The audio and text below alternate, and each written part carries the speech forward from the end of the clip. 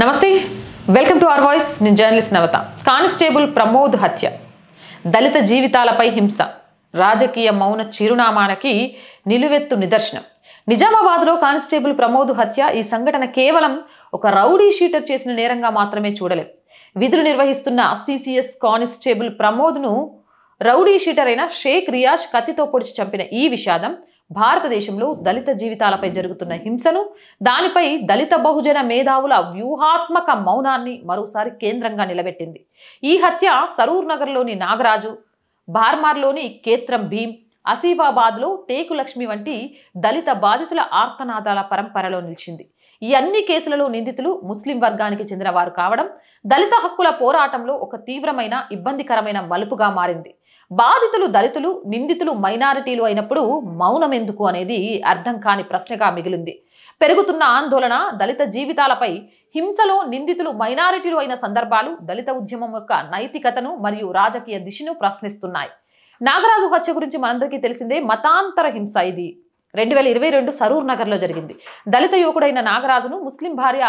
కుటుంబ సభ్యులు సయ్యద్ మొబీన్ అహ్మద్ మొహమ్మద్ మసూద్ అహ్మద్ కేవలం మతాంతర వివాహం చేసుకున్నందుకు పరువు హత్యగా చంపేశారు అలాగే కేత్రం భీం హత్య 2018 బర్మార్లో జరిగింది ముస్లిం యువతిని ప్రేమించిన దళిత యువకుడు కేత్రం భీంను ఆమె కుటుంబ సభ్యులు దారుణంగా కొట్టి చంపారు ఇక దళితులు తమ రాజ్యాంగ హక్కు అయిన స్వేచ్ఛను వినియోగించుకున్నందుకు హత్య చేయబడినప్పుడు నిందితులు ముస్లిం అయినందున దళిత బహుజన మేధావులుగా చలామణి అవుతున్న వారు మౌనంగా ఉండడం దళిత హక్కుల పోరాటాన్ని రాజకీయపరమైన కోణం అనే ముసుగులో కప్పేసింది నాగరాజు మరియు కేత్రం భీం రక్తం ఈ దేశపు మనస్సాక్షిని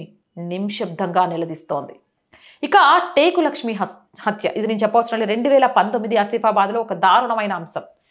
బుడగజంగం తెగకు చెందిన లక్ష్మిపై ముగ్గురు ముస్లిం నిందితులు షేక్ బాబు షేక్ షబుద్దీన్ షేక్ మగ్దూమ్ సామూహిక అత్యాచారం చేసి హత్య చేశారు దళిత మహిళలు కుల వివక్ష లింగ వివక్ష అనే ద్వంద్వ అణచివేతకు గురవుతున్నారు నిందితులు మైనారిటీలు అయినప్పుడు దళిత నాయకత్వం ఈ కేసులను ఖండించడంలో వెనుకడుగు వేసి దళిత మహిళల భద్రతను రాజకీయ ప్రయోజనాల కోసం పనంగా పెట్టినట్లు స్పష్టమవుతుంది ఇక ఈ మౌనం వెనుక ఉన్న రాజకీయ మర్మం ఏంటి అనే ప్రశ్నను లేవనెత్తుతోంది నిజామాబాద్ కానిస్టేబుల్ ప్రమోద్ హత్య కేసులోనూ నిందితుడు మైనారిటీ అయినందున దళిత సంఘాలు యథావిధిగా మౌనం వహించారనే ఆరోపణలు ప్రధానంగా వినిపిస్తున్నాయి ఈ మౌనం వెనుక ఉన్న రాజకీయ మర్మం ఇదే ఐక్యత కోసం బలిదానం దళిత ఉద్యమాల నేతలు హిందుత్వ శక్తులను ప్రధానంగా రాజకీయ శత్రువుగా భావించి దానిని ఎదుర్కోవడానికి దళిత ముస్లిం ఐక్యతను ఒక వ్యూహాత్మక ఆయుధంగా చూస్తున్నారు నిందితుడి మతం ఆధారంగా గట్టిగా మాట్లాడితే ఈ వ్యూహాత్మక స్నేహం చీలిపోతుందని ఈ చీలిక హిందుత్వ శక్తులకు రాజకీయ లాభం చేకూర్చుతుందనే భయం దళిత బాధితుల కన్నీటిపై రాజకీయ జాగ్రత్త అనే కఠినమైన ముసుగు పడడానికి కారణమైంది ఇక అంబేద్కర్ ఆశయాలకు విఘాతం ఏర్పడుతోంది డాక్టర్ బిఆర్ అంబేద్కర్ గారు న్యాయం అంటే జస్టిస్ అనేది నిందితుడి మతం లేదా కులం చూడదని బోధించారు నిందితుడు ముస్లిం కాగానే మౌనం వహించడం అంబేద్కర్ గారి న్యాయ సూత్రాలనే విస్మరించినట్లు అవుతుంది సామాజిక న్యాయం అనేది నిందితుడి మతం ఆధారంగా పోరాటాన్ని ఎంచుకునే నియమాన్ని పెట్టుకోదు దళిత ఉద్యమకారులకు ఒక కీలక ప్రశ్న ఇదే హత్య సగటు హిందువు చేస్తే ఇప్పుడు ఎలా ఉండేది అనే ప్రశ్నలో నిజాయితీ ఉంది నిందితుడు అగ్రకులాలకు చెందిన హిందువు అయితే ఈ రోజు దేశం మొత్తం అట్టడుకుపోయేది ఎందుకంటే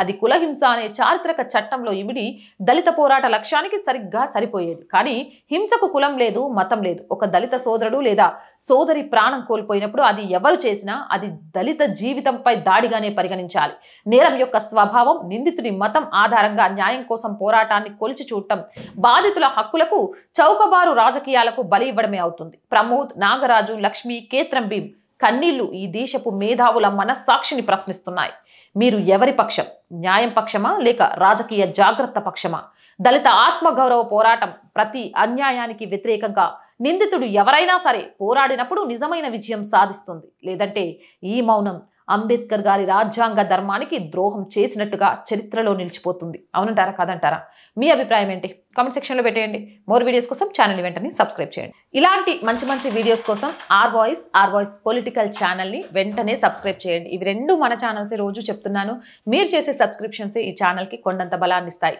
అలాగే ప్రతి వీడియోను లైక్ చేయండి షేర్ చేయండి అండ్ ఆర్థికంగా ఆర్ వాయిస్కి చేయూతనందించండి ఆర్థికంగా మీరు చేసే సహాయం ఈ ఛానల్ ఇంకా ముందుకు వెళ్ళడానికి ఉపయోగపడుతుంది ఆర్థికంగా సపోర్ట్ చేయాలి అంటే సబ్స్క్రిప్షన్ పక్కనే జాయిన్ అనే బటన్ ఉంది 1 to 5 లెవెల్స్ ఉన్నాయి ఏదో ఒక లెవెల్లో సపోర్ట్ చేయొచ్చు లేదా స్క్రీన్ మీద గూగుల్ పే ఫోన్ పేతో పాటు అకౌంట్ డీటెయిల్స్ ఉన్నాయి మీకు తోచిన సహాయాన్ని అందించవచ్చు వ్యాపార ప్రకటనల కోసం 8328500576 నెంబర్ని సంప్రదించండి జై హింద్ జై భారత్